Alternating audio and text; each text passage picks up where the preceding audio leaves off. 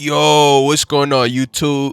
It's your boy Kai Ace Limitless, and we back with another one. And it's looking like things could get even worse for Rod Wave. Yesterday, Rod Wave was arrested for felon in possession of a firearm, and now Rod Wave is being linked and tied to this shootout.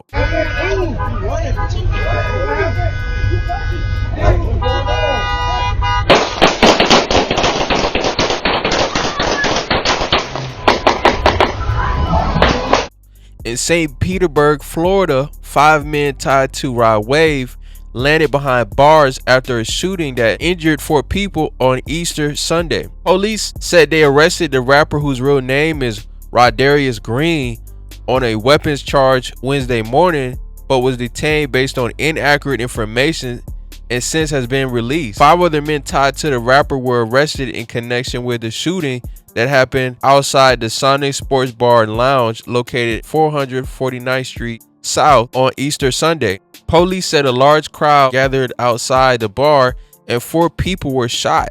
Those injuries were said to be non-life-threatening. Mentally, they're hurt. Mentally, this community is hurting. We're tired of senseless shootings in our community, Police Chief Anthony Holloway said. Investigators identified 2 homes connected to the suspect in the shooting, one in St. Pete and other in Manatee County. Both homes were rented by Wave or one of his businesses, officials said. On Monday evening, a SWAT team executed a search warrant at one of the homes, in which 2 men were arrested on drug and weapons charges, but suspected shooter was not found, according to the police. 3 suspects linked to the shooting were eventually arrested early Wednesday morning by detectives in Manatee County who work with the Pinellas County Sheriff's Office. The 2 more suspects were jailed and turned themselves into the Pinellas County Jail. Ellis Torres was charged with principal to attempted second-degree murder, while Willie Cookinson was charged with attempted second-degree murder and felon in possession. These individuals fired into the crowd at the scene. We recovered over 60 casings. Multiple items were seized during the investigation, including 5 rifles, 5 handguns, ammunition, and miscellaneous pieces of jewelry. Since March 22nd, police said they've been investigating a violent group involved in drug trafficking and shooting in St. Petersburg. The group identifies themselves as YGs, or Young Gangsters, and several members have been spotted with Rod Wave since last summer. One of the reasons why this came together so quickly is because of the hard work we've been putting in last year. The feds have been watching this group that Rod Wave has been hanging with for over a year. 3 men arrested in connection with the shooting can be linked to the YGs and have been living in the homes and driving vehicles that was registered in Rod Wave's name and his record label's name. And an investigation into the shooting is ongoing. So Rod Wave can be in some real issues right now.